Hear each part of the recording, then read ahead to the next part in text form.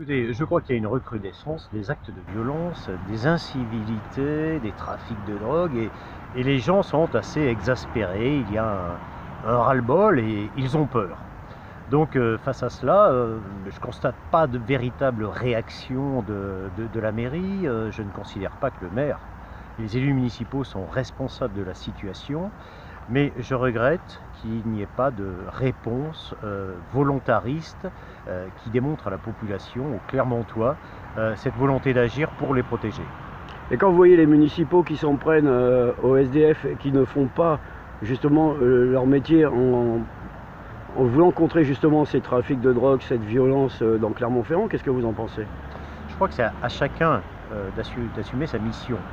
Il y a la police nationale, le maire a un pouvoir de tranquillité publique et c'est le premier officier police judiciaire de la ville. Et il doit l'exercer, et pour cela je crois qu'il faut renforcer la police municipale, peut-être qu'elle soit armée après une formation, bien entendu qu'elle soit mieux protégée, et je propose qu'il y ait une police communautaire à l'échelle de Clermont Communauté, de façon à coordonner les polices municipales des différentes communes de l'agglomération et mieux coordonner également les actions avec la police nationale, avec le parquet et avec la gendarmerie. Et pour cela, je propose que l'on organise une concertation avec les Clermontois. Après tout, il y a eu les assises de l'urbanisme, les assises de la culture, les assises de la mobilité. Je propose que le maire organise des assises de la sécurité de façon à ce que l'on prenne bien conscience de la réalité, des difficultés, des problèmes au quotidien des Clermontois, de ce qu'ils rencontrent dans les différents quartiers. Première chose, donc des assises pour écouter les Clermontois. Deuxième chose, mieux protéger les Clermontois. Donc avec les mesures que je viens de citer, et puis surtout, je crois qu'il faut changer de logiciel, sortir de l'idéologie et passer au pragmatisme. Il y a passer de la théorie à la pratique. De la théorie à la pratique. Et les freins les plus importants se situent peut-être pas au niveau du maire personnellement, mais au niveau de sa majorité. On n'a pas le droit de parler de sécurité au conseil municipal. C'est un sujet qui est tabou. On nous répond insécurité sociale. Oui, c'est vrai, il y a de l'insécurité sociale. Mais nous disons qu'il y a aussi de l'insécurité physique. Et celle-là, il faut la traiter comme toutes les insécurités.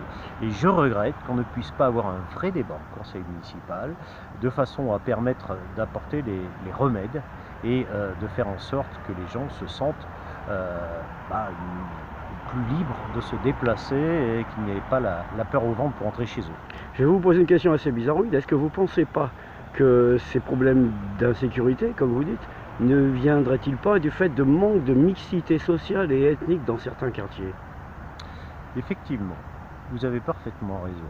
Moi, ce que je regrette, c'est que des ghettos se sont formés dans certains quartiers et il faudrait remettre de la mixité sociale. C'est le monde à l'envers. Au départ, on a dit on va créer du logement social dans tel et tel quartier. Et puis ces quartiers, parce qu'il y a eu un laisser-aller, s'est transformé en véritable ghetto. Et puis après, on arrive devant des situations qui sont extrêmement difficiles à résoudre. Je prends l'exemple de Saint-Jacques, par exemple. On a laissé pourrir une situation dans la muraille de Chine, pourrir dans tous les sens du terme. Et aujourd'hui, on veut appliquer des solutions, des remèdes, mais vraiment brutaux. Et il est légitime que les gens ne comprennent pas et réagissent à cela. Alors, sur le fond, évidemment, aujourd'hui, cette muraille de Chine, il faut faire quelque chose, on ne peut pas laisser comme ça. Et oui, maintenant on est obligé de la raser, on est obligé de faire quelque chose. Ils ont attendu trop longtemps. Ce que je reproche, c'est qu'on ait voulu laisser pourrir cette situation de façon à justifier de la raser. Alors ça, c'est le premier reproche. Le deuxième reproche, c'est que l'accompagnement se fait mal. La concertation n'est pas à la hauteur. Il faut s'occuper des gens qui sont dans la muraille de Chine.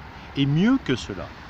Et puis troisièmement, surtout, c'est demain, qu'est-ce qui va se passer? Qu'est-ce qui va se passer? Où vont aller les gens qui habitent la muraille? Et qu'est-ce qu'il y aura à la place de la muraille de Chine demain? Donc je crois qu'il faut reprendre les choses en main, notamment sous l'angle de la concertation. Merci, M. Brenas.